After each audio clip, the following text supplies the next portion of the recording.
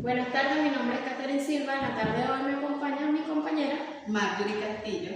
Nosotras somos estudiantes de Derecho, especialmente del subproyecto de Derechos Humanos, y les vamos a estar presentando nuestro podcast que lleva por nombre La violación de los derechos humanos y dónde acudir cuando se presente algún caso en particular. De esta manera comenzamos dando una pequeña introducción sobre el tema y podemos definir que el sistema de... Así es, Manuel. Bueno, muchas gracias por esa gran explicación que nos diste. Como segunda pregunta te tengo que ¿la Corte solo actúa contra los estados o sobre algo más? Principalmente, aunque el hecho haya comenzado porque una empresa o una persona en particular haya violentado el derecho hacia otra persona, así haya comenzado principalmente con estos objetivos, su fase final es que la Corte actúa solamente contra el Estado. ¿Por qué? Porque inicialmente se realizó ese proceso ante una jurisdicción del Estado porque la empresa o la otra persona haya violentado el derecho humano, los derechos humanos de la víctima. Pero cuando ya se pasa a un proceso de petición ante la Comisión de la Corte Interamericana de los Derechos Humanos es porque ya esa víctima no ha obtenido ningún tipo de respuesta sobre las jurisdicciones del Estado, es decir, ha agotado todas las vías dentro del Estado para solventar dicha problemática. Ok, vamos a entrar en contexto. Cuéntanos un poco cuáles son los requisitos o cuál es el procedimiento. El procedimiento ante esta comisión de la Corte Interamericana de los Derechos Humanos inicialmente parte de donde la víctima o sus representantes hacen la denuncia o piden esa petición ante esta comisión. En algunos casos la iniciativa, cuando los derechos son violentados visiblemente, toma esta iniciativa la misma Comisión Interamericana de los Derechos Humanos. Luego de esto, de ya haber solicitado esta petición, se deben cumplir los requisitos exigidos y establecidos en el artículo 28 de este reglamento de la Corte Interamericana de los Derechos Humanos. Primero que nada se debe identificar las partes, nombre, lugar, fecha. Luego se suscitan los hechos ocurridos en contra de la víctima, bien especificados. Se deben nombrar e involucrar a todas aquellas personas donde fueron llevadas las denuncias y no se obtuvieron las respuestas necesarias.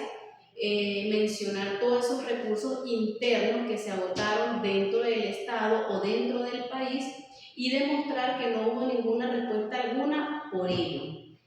Y por último, de hacer una declaración jurada de que este proceso inició solamente dentro de esta comisión y no ha sido elevada ante otros órganos o ante otras comisiones interamericanas. Esto es para evitar duplicidad de casos ante cortes interamericanas. Bueno, mi compañera nos va a dar una pequeña conclusión sobre este tema y para así poder entender bien sobre el tema principal que llevamos a cabo. Bueno, por último podemos mencionar que los principales instrumentos de derechos humanos del sistema interamericano de protección de los derechos humanos, ¿verdad?, son las declaraciones americanas de los derechos y deberes del hombre. Esto se fundamentó por allí en los años 1948. Y la Convención Americana sobre Derechos Humanos, según el Pacto de San José de 1969. Estos dos instrumentos fueron pilares fundamentales que complementan como tratados específicos, ¿verdad?, entre los países para tratar temas sobre torturas, violaciones contra la mujer, y desaparición forzada de las personas. Las declaraciones americanas de los derechos y deberes del hombre, esta fue aprobada en Bogotá en abril de 1948, es el primer instrumento internacional de derechos humanos. Reconoce derechos civiles, políticos, económicos, sociales y culturales inherentes a personas sin ninguna discriminación alguna. Y por otro lado, tenemos el Pacto de San José de 1969, es el otro instrumento. Es un tratado internacional fundamental que consagra los derechos civiles y políticos en América. Esta entró en vigor en el año 1978, ¿verdad? Y es una contratación de las partes, ¿verdad?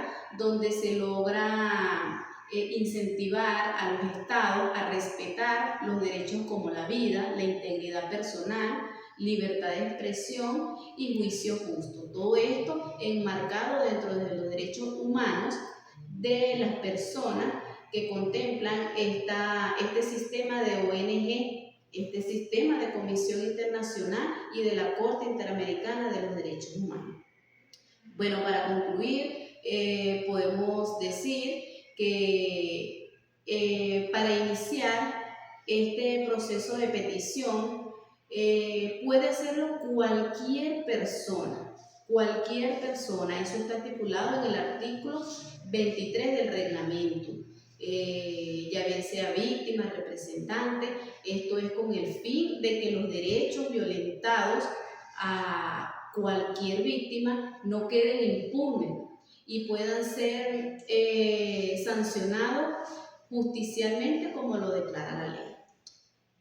De esta manera también podemos mencionar un concepto un poco importante acá para concluir, y nos dice que el control de convencionalidad es aquella obligación que todos los jueces de un país deben aplicar en las sentencias de la Corte Interamericana de Derechos Humanos, por encima de sus propias leyes nacionales si estas últimas son contrarias a los derechos humanos.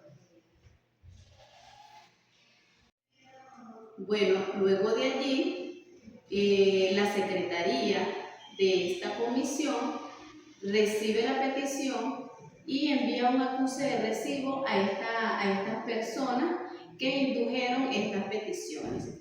Esto es estipulado según el artículo 29 del reglamento interno. Se verifican todos los requisitos, que no haya ningún error, y si lo hay, pueden corregirlo y presentarlos nuevamente. Por último, ya se obtiene el examen de admisibilidad o si no es admitible. Si es admitible, pues se continúa con el proceso que está estipulado en el artículo 30 de dicho reglamento, y es donde la comisión comienza a hacer preguntas al Estado o a las partes de qué pasó aquí y cuáles son sus respuestas. Este lapso para que el Estado se pronuncie sobre este caso en particular es un plazo de 2 meses que se le da para que ellos puedan dar respuesta sobre dicho caso.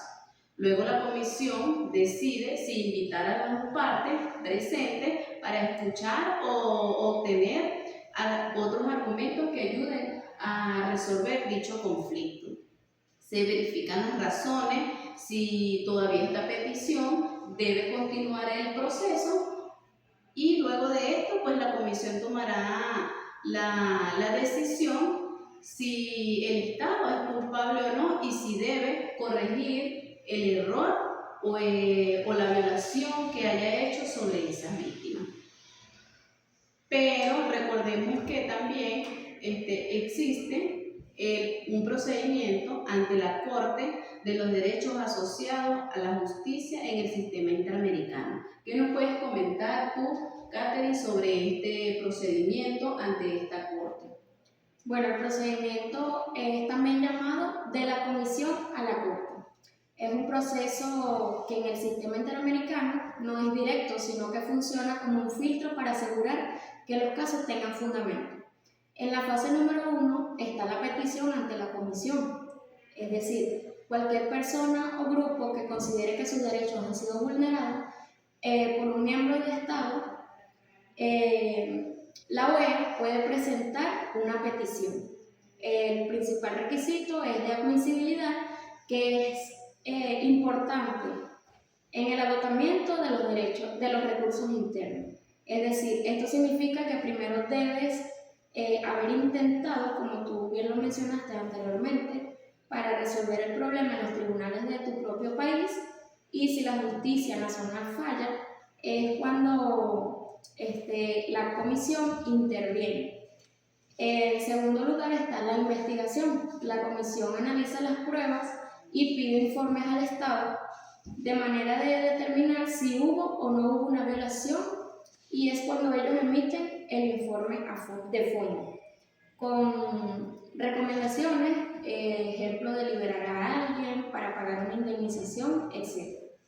En segundo lugar está el salto a la Corte, es decir, si el Estado no cumple con las recomendaciones de la Comisión en el plazo otorgado, la Comisión puede decidir si enviar el caso a la Corte Interamericana.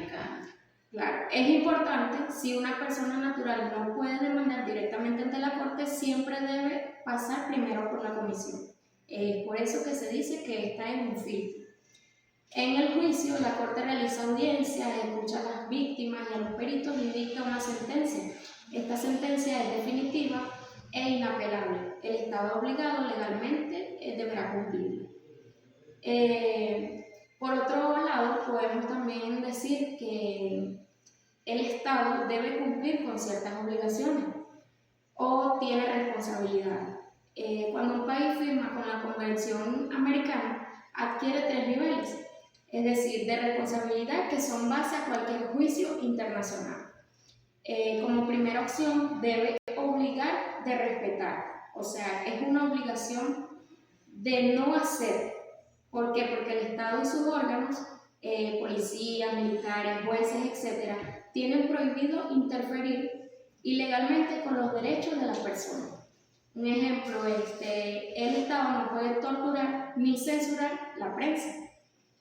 En segundo lugar, tiene como obligación garantizar. ¿Qué significa esto? Él está obligado a hacer. ¿Por qué? Porque el Estado debe organizar todo su aparato para que el ejercicio de los derechos sea real.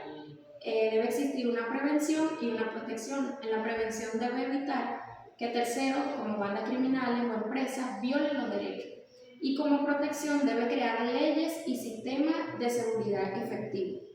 En tercer lugar, tenemos que debe investigar y reparar. ¿Qué significa esto? Si un derecho ya fue violado, la responsabilidad del Estado no termina allí. Él debe investigar de oficio, como bien lo mencionaste anteriormente. No esperar